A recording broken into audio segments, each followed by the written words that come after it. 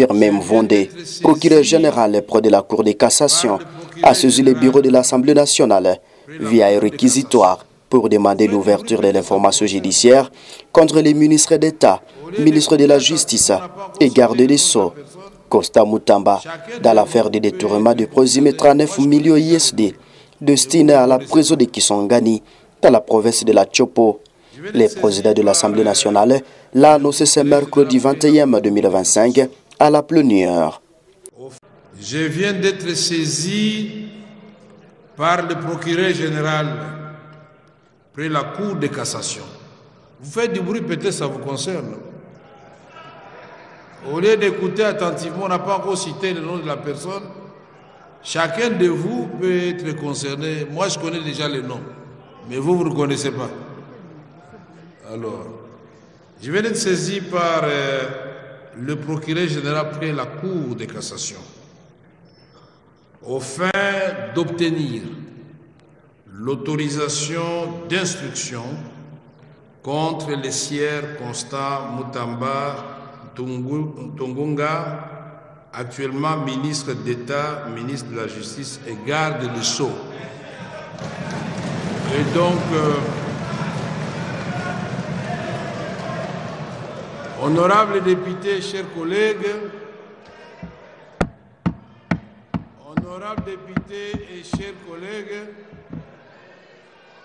je vais demander au rapporteur de vous lire l'intégralité du réquisitoire du procureur près la Cour de cassation.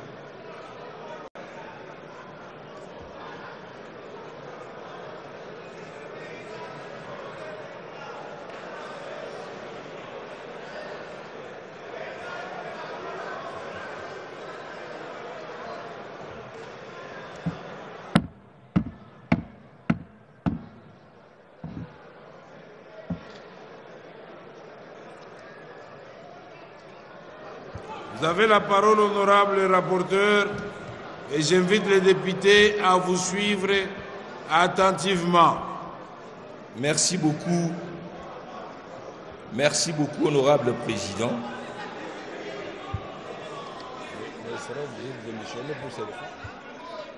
Réquisitoire du procureur général près la Cour de cassation au fin d'obtenir l'autorisation d'instruction contre les sieurs Constant Mutamba Tungunga, actuellement ministre d'État, ministre de la Justice et garde des Sceaux. À l'honorable président de l'Assemblée nationale, aux honorables membres du bureau de l'Assemblée nationale. Et l'a dit, est-ce que vous pouvez vraiment garder... Alors, donc, vous ne voulez pas qu'on lise? Mais alors, suivez quand même attentivement. Honorable Ladi, pouvez vous asseoir, s'il vous plaît.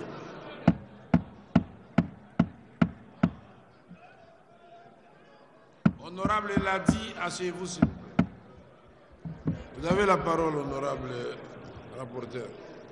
Honorable président, honorables membres du bureau, conformément aux articles 153, alinéa 3, point 2 de la Constitution de la République démocratique du Congo, tel que modifié par la loi numéro 11/002 du 20 janvier 2011 et 81 alinéa 1er et 2, 84 de la loi organique numéro 13/010 du 19 février 2013 relative à la procédure devant la Cour de cassation, le procureur général près cette Cour a l'honneur de vous adresser le présent réquisitoire aux fins d'obtenir l'autorisation de l'instruction à charge de sieur Constant Mutamba Tungunga, ministre d'État, ministre de la Justice et garde des Sceaux. 1. Exposé de faits. il ressort des éléments en notre possession qu'en date du 14 avril 2025, un contrat de gré à gré relatif à la construction d'un immeuble carcéral à Kisangani, dans la province de la Chopo, rez-de-chaussée plus 2 étages, a été signé entre le ministère de la Justice et garde de Sceaux, représenté par le ministre d'État, ministre de la Justice et garde de Sceaux, M. Constant Mutamba Tungunga, et la société Zion Construction SRL, représentée par Madame Ange-Marie Aurore Mahoro, gérant. Financé par le ministère de la Justice et garde de Sceaux, ces contrats étaient conclus au prix de 29 millions de dollars américains, sans TVA et les autres taxes, payables en 4 tranches de 23 200 millions de dollars US, donc 23 200 000 dollars américains, soit 80% du montant. Soit le 16 avril 2025, un virement de l'ordre de 19 900 000 dollars américains y a été effectué sur ordre du ministre d'État, ministre de la Justice et garde de Sceaux préqualifiés au titre de lancement de travaux de construction du établissement pénitentiaire. Ces fonds provenaient du compte numéro 051 01 010 248 45. Les autres l'opposé. Est-ce que vous pouvez vraiment vous calmer pour que nous suivions? Non, c'est pas possible. Sinon, je vais demander au rapporteur d'arrêter la lecture. Maintenant, je requiers votre silence. Merci. Poursuivez. Ces fonds, cette somme de 19 900 000 dollars payés sur le compte de la société Zion Construction SRL constituait le premier acompte du montant convenu. L'examen minutieux de pièces du dossier permet de dégager que l'inculpé Constant Mutamba avait sollicité et obtenu de la Direction générale des contrôles des marchés publics, DGCMP en sigle, l'autorisation de recourir à la procédure de gré à gré avec la société susvisée au coût de 39 877 067 US dollars, suivant la lettre numéro 316 DGCMP DG D1 GEM 2 2025 du 26 février 2025 de Madame la directeure générale AI.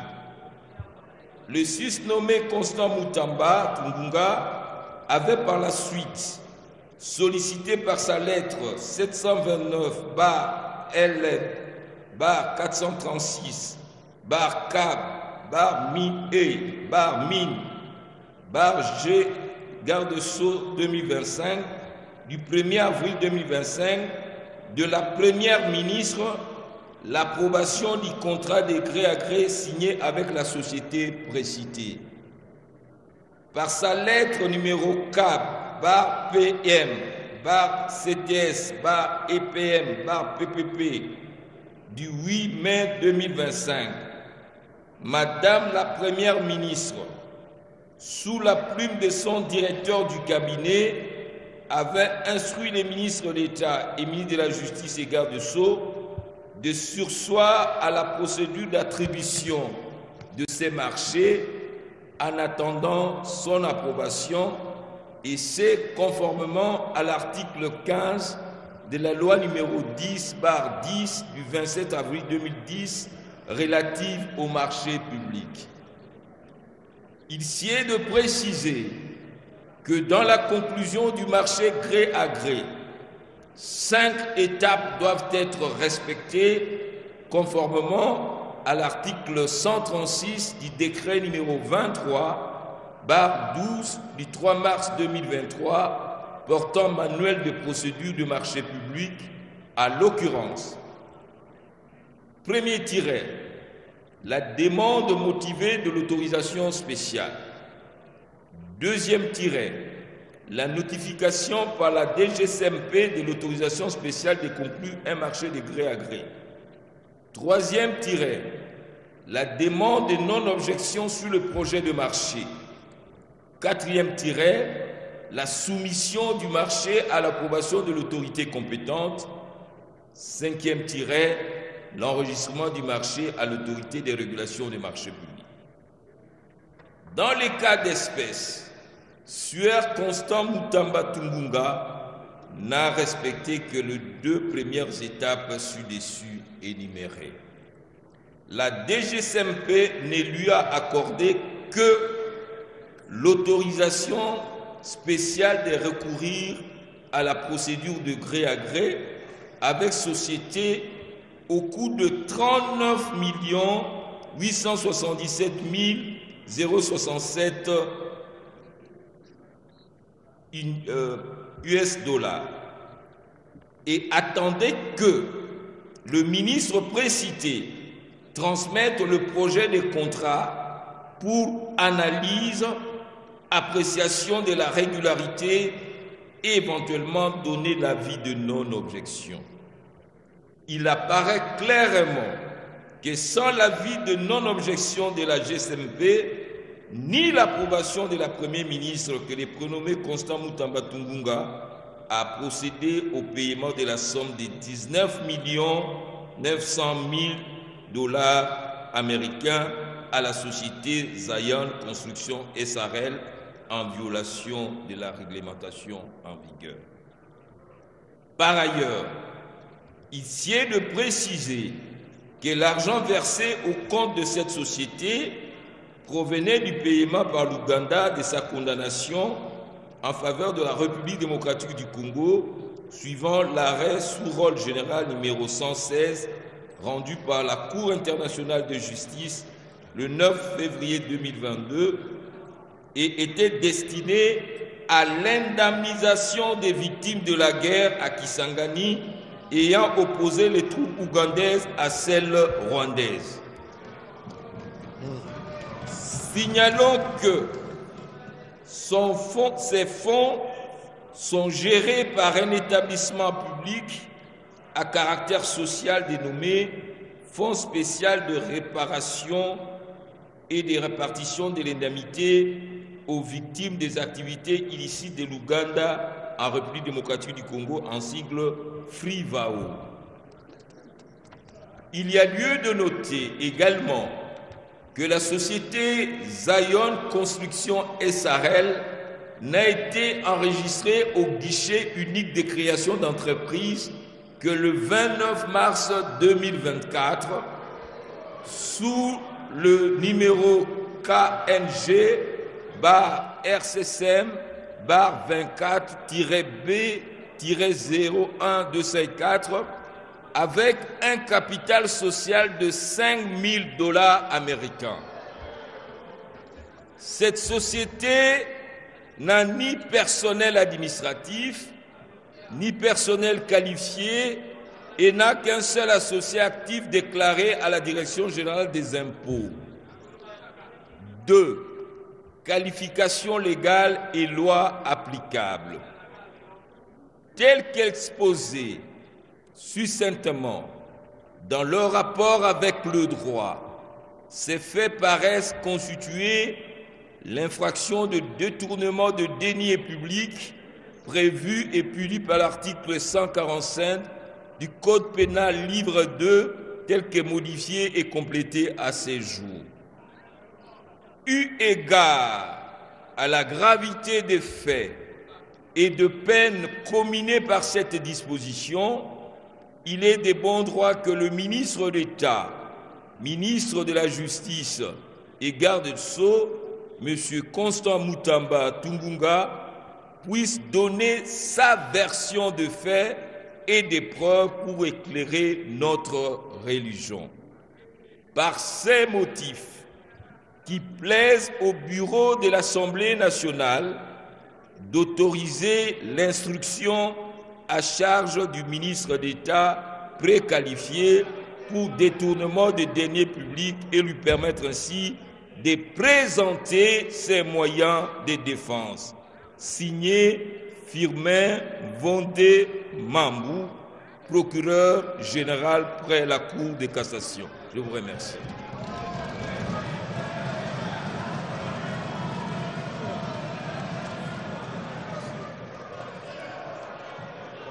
Honorables députés et chers collègues, nous allons demander aux différents présidents des groupes parlementaires de nous désigner par écrit aujourd'hui même un membre du groupe qui fera partie de la commission qui va qui va se pencher, qui va auditionner les ministres d'État et après que le procureur général de la République ait présenté son réquisitoire. Et ça vous reviendra maintenant en plénière pour autoriser l'instruction. Voilà. Merci beaucoup, honorables députés et chers collègues. Honorables députés, chers collègues, nous passons sans plus tarder au second point consacré au contrôle parlementaire par l'audition de la question orale avec débat adressée à Monsieur le directeur général de l'Office des voiries et de l'ENA. Hier, le 20 mai, contre un député national en fonction, jouissant de ses immunités jusqu'à preuve du contraire non levée par cette Chambre. Il s'agit bien du collègue Matata Ponyo Mapon.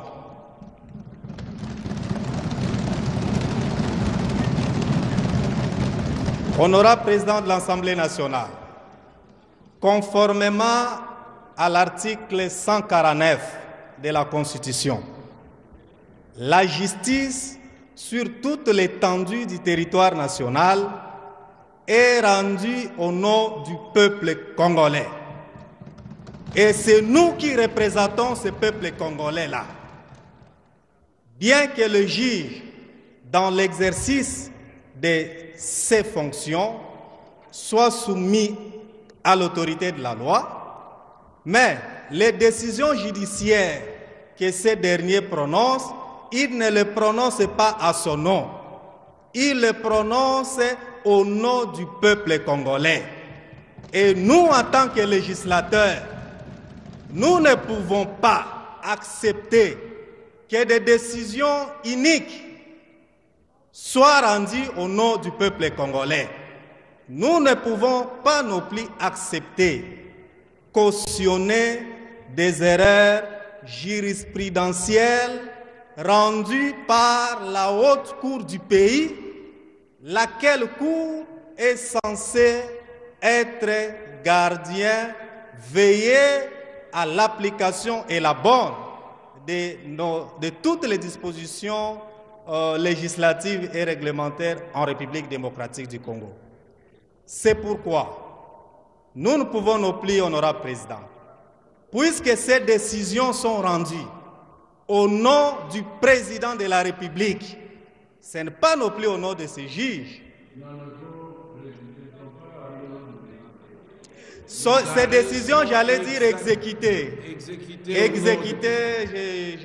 J'allais dire, honorable président, puisque ces décisions sont exécutées au nom du président de la République, nous, en tant que représentation nationale, la seule qui avons été élus aux côtés du président de la République, au nom duquel ces décisions sont censées être exécutées, n'acceptons pas, honorable président, que des décisions iniques, entachées d'irrégularités, soient exécutées au nom du président de la République. C'est pourquoi, honorable président de l'Assemblée nationale, honorable membre du bureau, honorable député, la justice de notre pays vient de connaître un coup dur que nous n'allons non plus accepter. Ainsi, conformément à l'article 107 de la Constitution à son dernier alinéa, ainsi qu'à l'article 105, alinéa 4 et 5 de notre règlement intérieur, qu'il plaise à l'auguste plénière de l'Assemblée nationale de bien vouloir adopter et responsabiliser votre bureau, honorable président, à pouvoir saisir la Cour constitutionnelle pour la surséance de l'exécution de la décision prise contre notre collègue, jouissant pleinement de ses immunités parlementaires.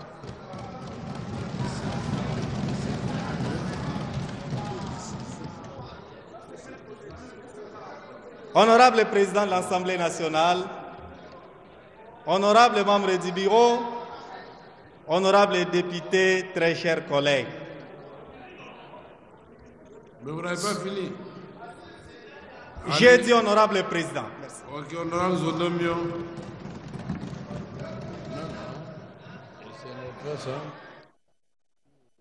Honorable président, honorable député, chers collègues, honorable Zoum est un chef coutumier. Il a tenté quand même de m'intimider un peu.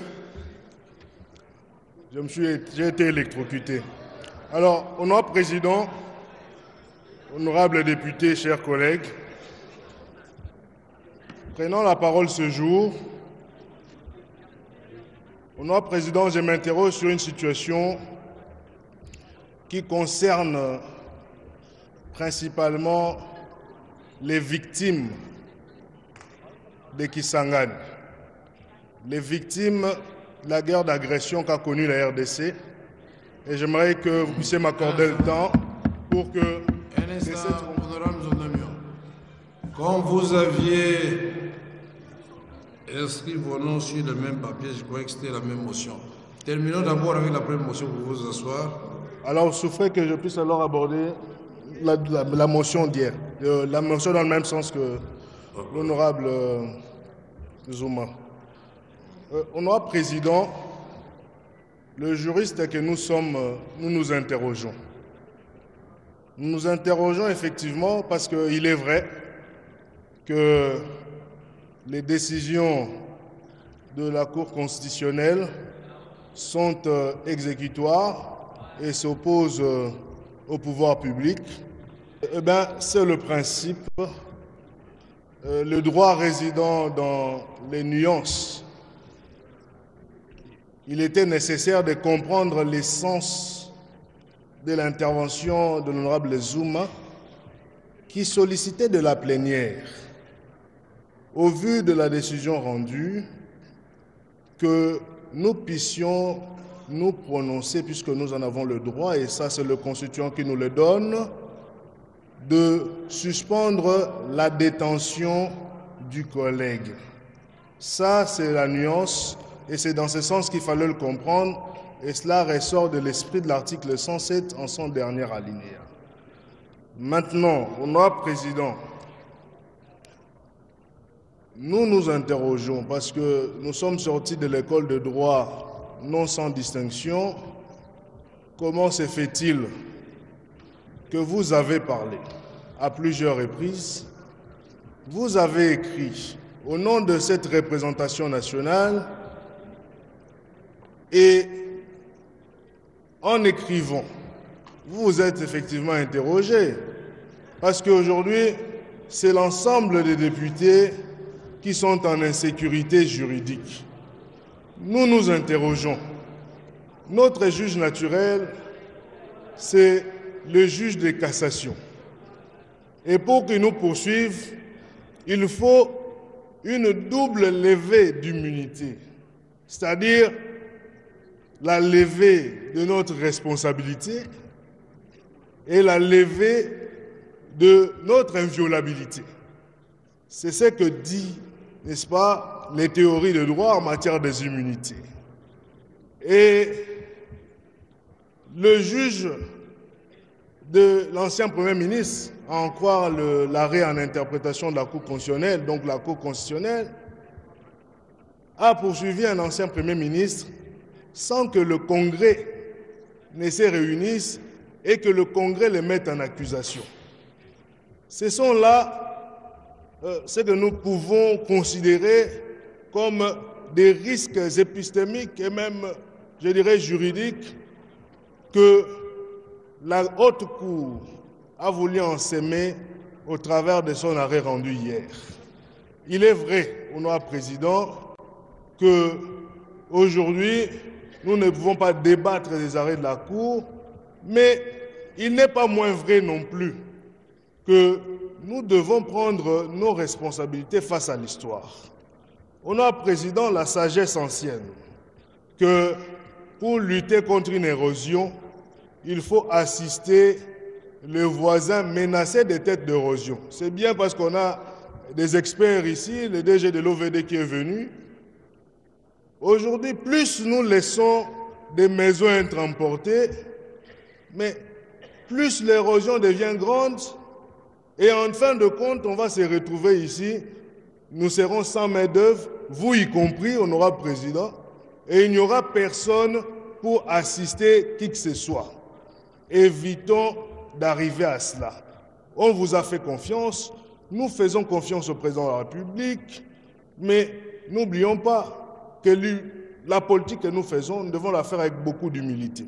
Je suis de la majorité, nous défendons le président de la République, il a fait appel, n'est-ce pas, au-delà de la lutte contre l'impunité, à l'idée de la cohésion nationale. Nous devons, honorable président, honorable député, sortir de nos émotions individuelles, considérer la chose dans son ensemble et voir les risques que nous avons, nous, en tant que députés, et voir où est-ce que nous allons, où est-ce que le juge nous place, puisque les immunités qui est cette coque qui nous protège contre la vulnérabilité judiciaire ou juridictionnelle d'abord, on nous l'a ôté depuis hier. Nous sommes là dans une immunité théorique. Et demain ou après-demain, tout le monde peut tomber dans le même filet et il n'y aura personne pour le protéger. Et je conclus en disant et en répétant ce que j'ai toujours dit, que devant le tribunal de l'histoire, honorable président, il n'y a pas d'immunité. Je vous remercie. Merci beaucoup, honorable Zonomi. Honorable Monankoy. Honorable président, je vous remercie de la parole. Honorable président, honorable membres du bureau, honorables députés nationaux et chers collègues, il est vrai que l'arrêt de la Cour constitutionnelle d'hier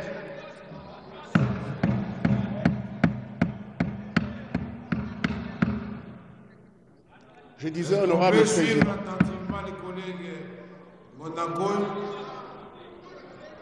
il est vrai, honorable président, disais-je, que l'arrêt de la Cour constitutionnelle d'hier a troublé la conscience de plus d'un juriste. Et en commençant par nous, les constitutionnalistes. L'équation était simple. Ou bien les collègues Matata étaient poursuivis pour avoir commis une infraction de détournement dans le cadre du projet Bukangalozo, et ce, dans l'exercice de ses fonctions de Premier ministre, auquel cas, effectivement, son juge naturel est la Cour constitutionnelle, ou bien le collègue a été poursuivi comme député national et à ce titre il n'est pas justiciable de la Cour constitutionnelle. Mais puisque la Cour constitutionnelle s'est déclarée compétente, et puisqu'on l'a poursuivi du chef de détournement dans le cas du projet de Boukangalonzo, au nom du principe de la cristallisation des faits en droit pénal, la Cour était liée par la procédure d'une double demande de levée, comment dirais-je, d'autorisation de poursuite et de mise en accusation.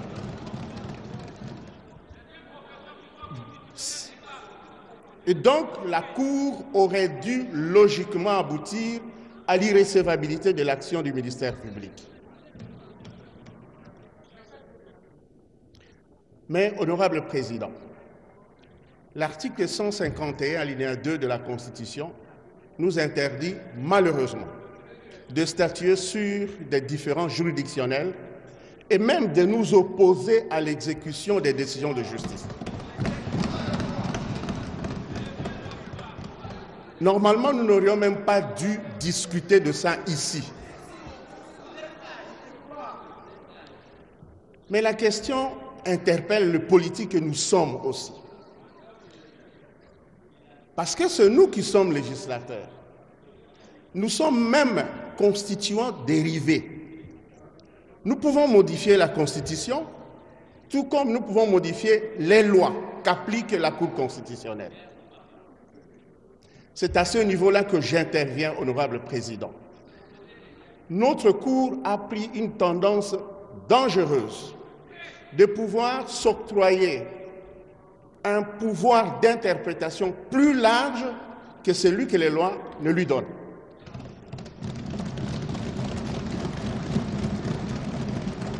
Il y a une théorie qui a été appliquée là-bas, honorable Président, que la Cour constitutionnelle est l'organe régulateur des pouvoirs publics et de la vie politique, en s'inspirant de l'exemple béninois. Mais au Bénin, cette compétence est expressément attribuée à la Cour constitutionnelle par la Constitution. Chez nous, le juge constitutionnel se l'est attribué motu proprio, c'est-à-dire de par sa propre volonté. Alors même que la loi organique sur la Cour constitutionnelle dit que la Cour n'a des compétences que celles qui lui sont dévolues par la Constitution, et ces articles de la Constitution sont énumérés à l'article 41 ou 49. La Cour, allant au-delà, s'est octroyé un pouvoir de régulatrice de la vie politique. Ceci est une dérive dangereuse, honorable Président.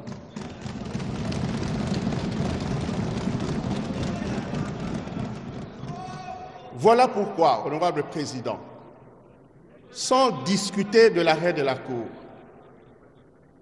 sans s'opposer à son exécution, la première démarche à faire, honorable Président, c'est que vous, notre Président, dans le cadre d'une réunion interinstitutionnelle présidée par le chef de l'État, que ceci soit évoqué. Et deuxièmement, oui, je suis moi-même auteur de 2 propositions de loi, aussi bien sur la Cour constitutionnelle que sur les référendums. Dans ces cadres-là, chers collègues, il faut que nous puissions prendre nos responsabilités pour dire à notre Cour ce qu'elle doit faire. Il y a une différence. Il y a une différence nette dans une démocratie entre les représentants du peuple qui édictent des normes et les juges qui ne font que les appliquer. Le juge ne peut pas se substituer au législateur pour pouvoir s'attribuer des compétences qu'il n'a pas.